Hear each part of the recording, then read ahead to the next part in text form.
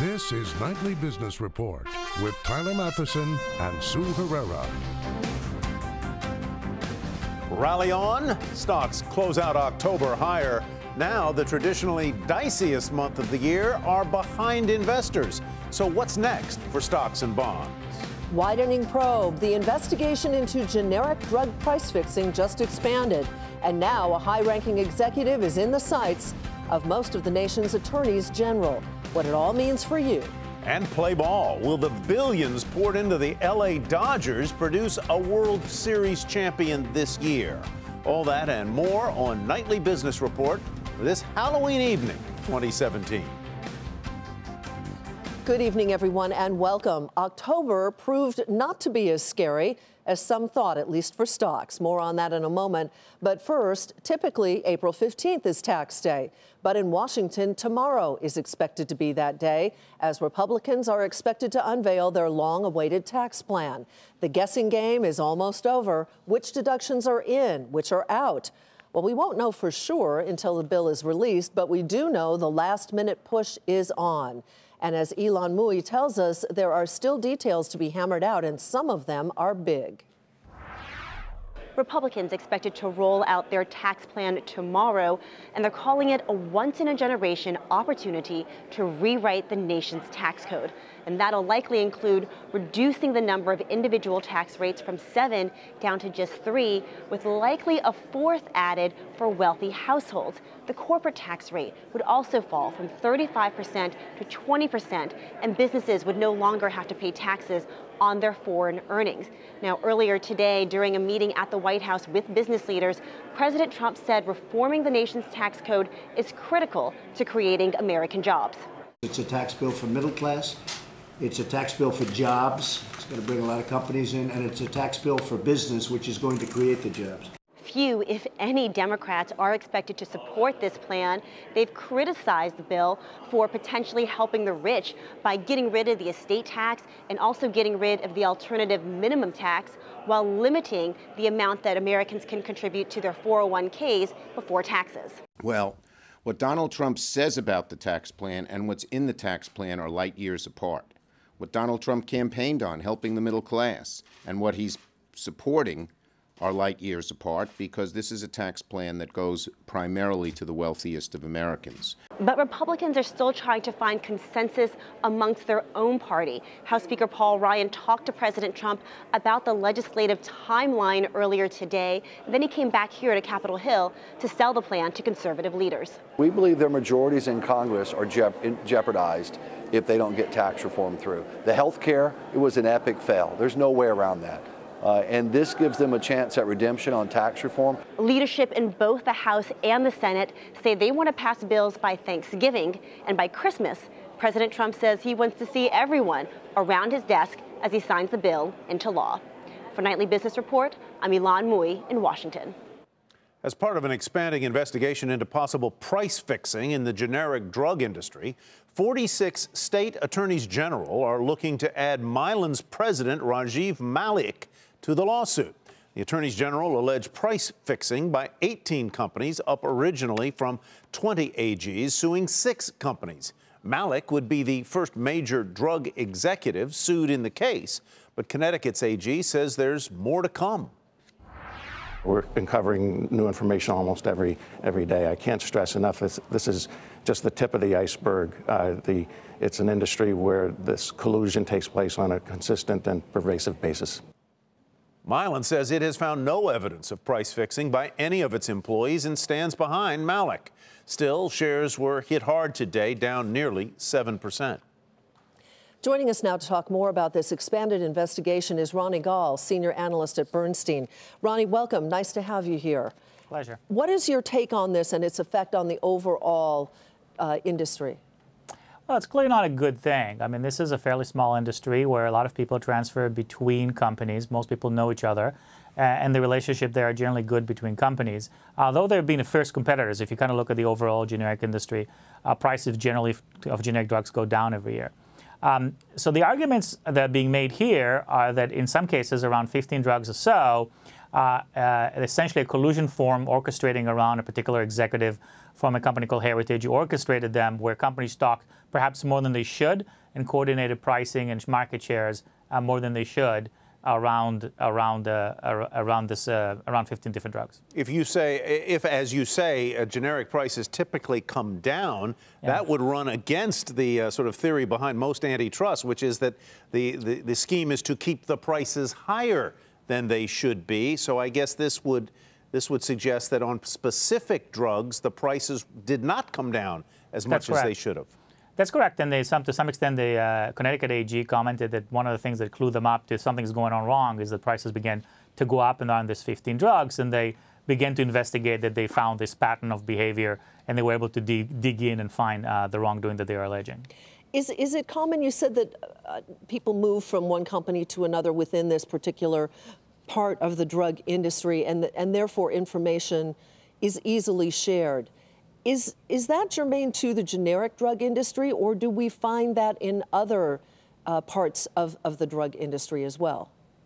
I think it happens in every industry, essentially, almost like, who is your most best candidate to be the representative of particular sort of clients? Well, the guy who defeated you while working for another client. What happens is it's a relatively small industry. So there may be 20, 25 dominant companies in the generic industry. And therefore, among the larger companies, they tend to, if you worked in the company for 20 years, you'll tend to know most of the acting players between the buyers and the sellers and so forth. We saw what happened to Mylan today. What is the risk to the specific stocks in the industry to the extent that you can generalize? And which would seem to be most exposed? So it's kind of interesting. Actually, Mylan has not been a major target of this lawsuit, as I read it. One of their executives got named, but if you kind of look at the allegations across the various companies, it is not one of the largest one. Actually, Teva has got 7 drugs are involved, and basically another and half a dozen drugs each. What's interesting about this set of companies is that some that we're talking about are generally not as big. What is more interesting is the risk of potentially having criminal investigations. So far, the lawsuits are all civil, but there's in the document that were released, there's a discussion of a DOJ investigation, and there you can get into a much hotter water. Most of the stocks here did not respond much because it is not being viewed as severe. But obviously, there will be a allegation of criminal wrongdoing. It will get a lot more serious. Much more to watch for. Ronnie, thank you. Ronnie Gall with Bernstein. Historically, a tricky month, October, proved not to be so this go-around, at least on the surface. And as you see, the Dow was the big winner for the month, up more than 4%. And for the Dow and the S&P, it was their 7th straight monthly gain. You don't see that all that often. The key for these numbers, more than half of the S&P 500's gain this month came from 5 stocks. Want to guess them? Amazon, Apple, Alphabet, Facebook, and Microsoft. And that might be a little worrisome to some investors. As for today, stocks held up despite a late-day incident in New York where a truck plowed into a crowded bike path, killing at least 8 people. It is being described as a terror attack. The Dow rose 28 points to 23,377. NASDAQ also added 28, and the S&P 500 tacked on 2. Investors have just closed the books on what's historically the trickiest stretch of months for the stock market. But this year, the past 6 months have been pretty kind to shareholders. So what do the history books say about the months that lie ahead? Mike Santoli takes a look. The stock market has made it through the toughest part of the calendar in fine shape. And if history is a worthy guide, this bodes pretty well for stocks through the end of the year. The 6 months from May through October represents the weaker half of the year on average. This is the basis for that popular but not entirely reliable Wall Street saying, sell in May and go away. Since the start of May this year, the benchmark S&P 500 index is up more than 7%. And from August through October, typically a treacherous period for stocks, the index has advanced more than 4%, with very little of the volatility that traders had braced for. This upbeat performance has much to do with a broad pickup in the global economy and brisk corporate profit growth. But coming in a typically challenging time of year, the gains are leading some analysts to wonder if the market has pulled forward some of the potential upside from the often strong final months of the year. However, past results say not necessarily the case. Take 100 a quarter. In years since 1950, when the May through October period saw stocks climb at least 5%, the market continued higher over the next 2 and 6 months, more than 3/4 of the time. And the gains over each period were above the long-term average. Needless to say, this pattern guarantees nothing about the future. And the last time we saw a similarly strong rally in stocks from May to October in 2014, the subsequent gains were unimpressive and the market was actually lower 16 months later. Note, too, that the current market is now on a record long streak of nearly a year without even a 3% dip in the broad indexes, an extraordinarily calm rally that can't last forever. Still, on balance, markets that are strong enough to defy hostile seasonal trends enjoy pretty good odds of remaining strong, at least for several months longer. For Nightly Business Report, I'm Mike Santoli at the New York Stock Exchange. Lawyers from Facebook, Twitter, and Google testified on Capitol Hill in the first of 3 hearings this week about how social media was used to help Russia try to influence the presidential election. Kayla Tausche has our report. In nearly 2.5 hours of questioning in front of the Senate Judiciary's Subcommittee on Crime and Terrorism, top attorneys from Google, Facebook, and Twitter told lawmakers that their platforms had limitations, that they had an imperfect ability to track ads, spending, and the customers at the end of those purchases. Here's Twitter's acting general counsel, Sean Edgett. We'll have to figure out a good process to understand who those customers actually are that are signing the contract with Twitter to run ads. Edgett said the company believes that some 5% of the accounts on the platform are fake, but that because they allow users to sign up anonymously, they can't be sure.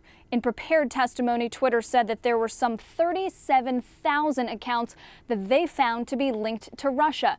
Facebook said that Russian-sponsored content ended up in the news feeds of roughly 126 million people, or more than half the U.S.'s voting population. And Google said that videos uploaded by accounts linked to Russia were viewed more than 309,000 times. Those were metrics that lawmakers homed in on, asking how these could go untraced. It comes amid 2 days of questioning on Capitol Hill for these Silicon Valley executives whose companies have become the poster children for foreign influence in the 2016 election. On Wednesday, the companies will appear before the House and Senate Intelligence Committees, where they will face further questions about exactly what took place during the campaign in 2016 and beyond, and what they are doing now to fix it. For Nightly Business Report, I'm Kayla Tausche in Washington. The Federal Reserve began its 2-day policy meeting, and while not much is expected tomorrow as far as interest rates go, the focus will be on the December meeting. So what is Wall Street expecting? Steve Leisman asked the experts. Expecting a statement tomorrow from the Federal Reserve. The CNBC Fed survey shows 98% of our respondents expected to keep rates unchanged. 96% say there'll be a third rate hike coming in December. That's a bit higher than the market prices. And 3 rate hikes are expected in 2018. Let's see what that does to the outlook for rates over the long run. There's the 1 hike for 2017, the 1 additional hike, bringing it to 1.4. There's 3 more hikes there built in for 2018, and then just 2 more for 2019, leading to a very low long-run rate of just 2.9%. That's the bottom of the cycle for many other times we've had the Fed hiking and raising rates. Let's look at the outlook for stocks. Just very much think that the gains for the year already priced in, just 1.7% from here to a S&P level of 2617, going up a little bit more next year, 2700, 2708, for a 3.5% gain from 2017 to 2018. We asked about this corporate tax cut that the president has proposed. Is 20% the right number? Well, 58% of our respondents say yes, it is. 19% say no, it ought to be a little bit higher, and 12% want it lower. But there is one big disagreement they have with how this is being proposed. We asked, should tax cuts or tax reform be deficit neutral? 56% say yes, it ought to be deficit neutral. 44% say no, you can do it while raising the deficit. For Nightly Business Report, I'm Steve Leisman. Coming up, tackling the housing problem through training. The labor shortage in the housing market is only getting worse. So one Denver area home builder is attacking the problem head on. We'll tell you about it coming up on Nightly Business Report.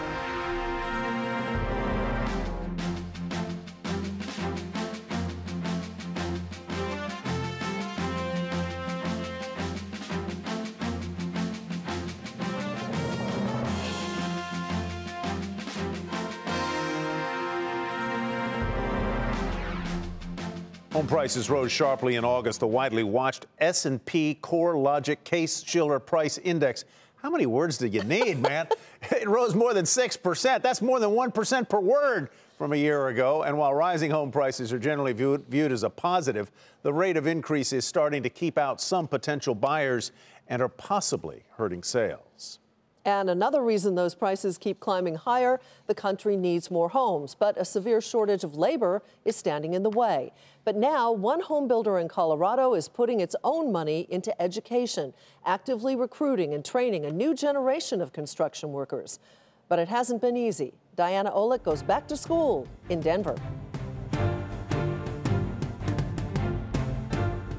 Inside an unassuming warehouse on the outskirts of Denver, 18 students are learning how to saw, drill, plaster, and paint. They're learning how to build a house. 18 might not sound like a lot, but today's home builders are desperate for every last one of them. Every single year, the labor situation has basically gotten worse. People retire, nobody replacing it. And as an industry, ultimately, we've just done a lousy job marketing our opportunities to young people. So Oakwood Homes, which is owned by Berkshire Hathaway, started the Colorado Home Building Academy, a nonprofit boot camp teaching basic construction skills. The classes are free. How can you afford it, though? We cannot afford not to do it. The Academy hopes to graduate about 200 students from 11 boot camps this year and double that next year. The students range widely in age, race, and gender, from a millennial software salesman to a 48-year-old hairdresser. This is something I've always wanted to do. I've always wanted to learn how, and this was a great opportunity that came up.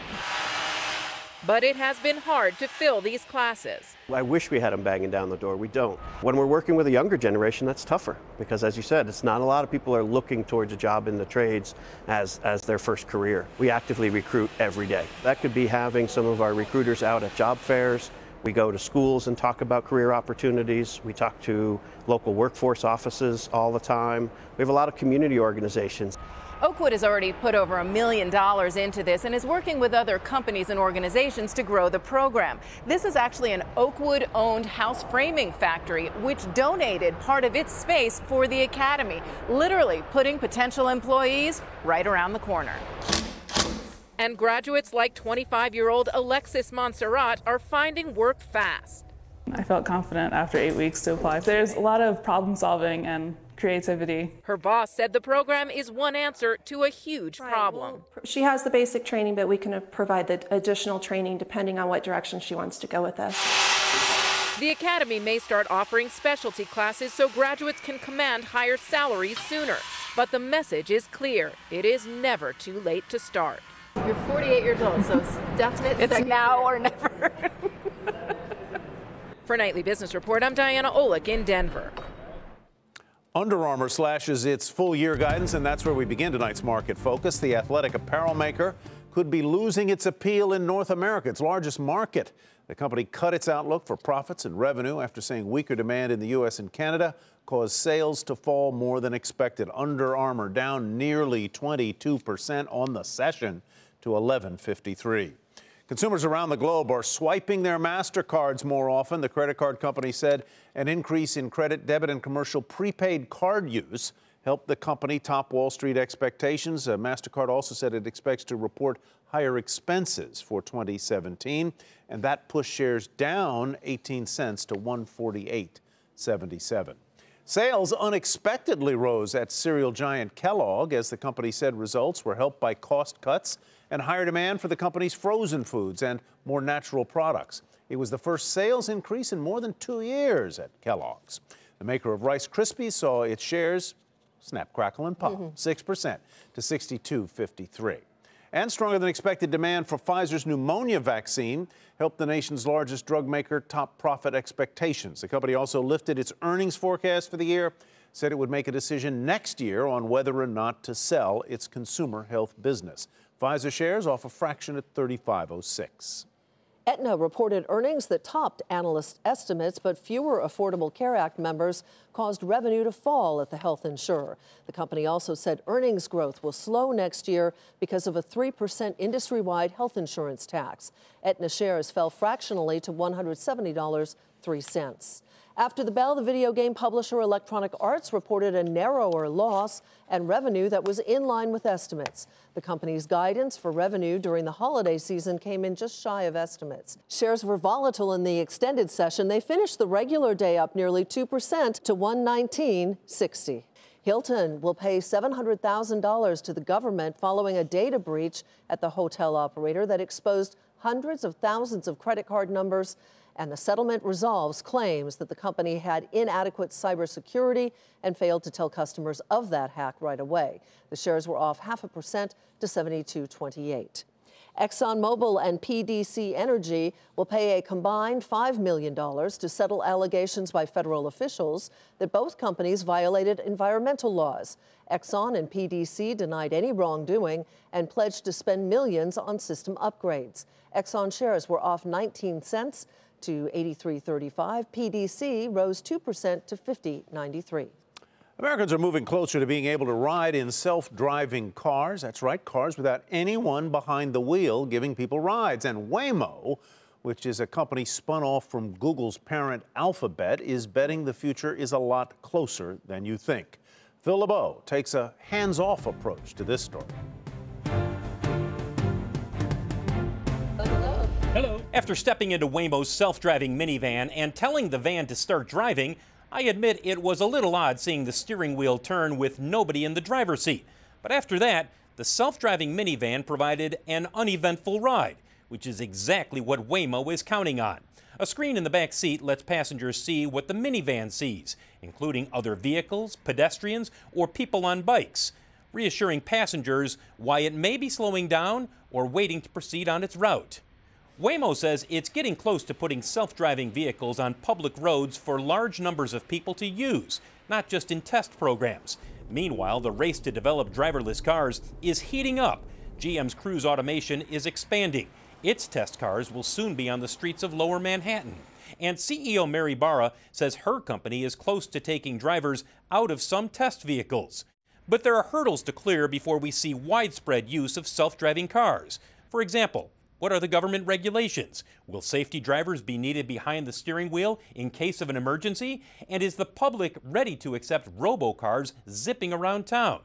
Even after 3.5 million miles on public roads and countless hours testing scores of traffic situations, Waymo says it's still learning how to make self-driving vehicles as safe as possible. But after going behind the walls of Waymo's test facility here in California, it's clear the technology focused on making passengers comfortable has hit a point where self-driving cars and the technology behind those cars is close to hitting the street. Phil LeBeau, Nightly Business Report, San Francisco. Coming up, Dodger Green, the big money spent to get LA's team a championship.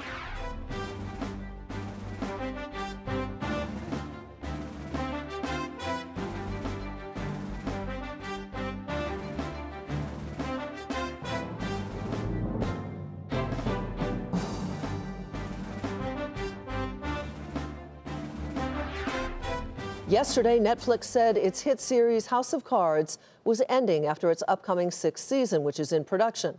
But today, the company said production was being suspended until further notice, following allegations of sexual misconduct against star Kevin Spacey. Netflix and the show's producer issued a joint statement saying the suspension will, quote, give us time to review the current situation and address any concerns of our cast and crew, end quote. Netflix shares were off 1% today. Well, one thing that is happening tonight is Game 6 of the World Series. Both teams have undergone stunning transformations over the past few years to get to this point. The Astros, once one of the worst teams in the game and not very long ago, built from within and used the draft. The Dodgers went a different route, using money to go from near bankruptcy to the brink now of a championship, though they're down 3-2. They spent a lot of money. Jane Wells has more from L.A.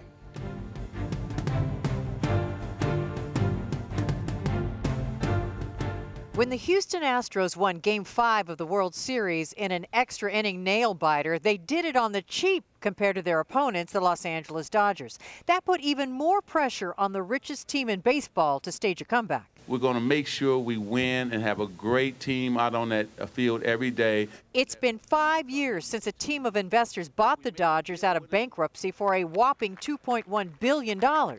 Every year since, the team has had the highest payroll in baseball, reportedly investing in the biggest analytics team and coming close to the World Series, but never close enough until now.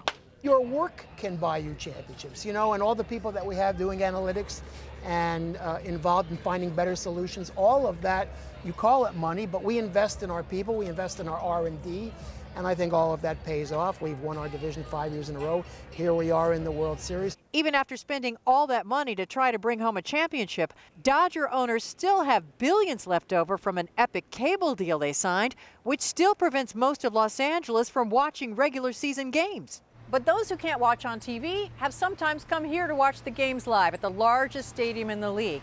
And every year under new management, Dodger home games have had the highest attendance in baseball. But it's all on the line Tuesday night. And win or lose, the owners win. And fans this Halloween have more to celebrate than they've had in nearly 30 years. For Nightly Business Report, Jane Wells at Dodger Stadium. And that does it for us tonight on NBR. I'm Sue Herrera. Thanks for joining us. And I'm Tyler Matheson. Have a great evening, everybody. We'll see you tomorrow.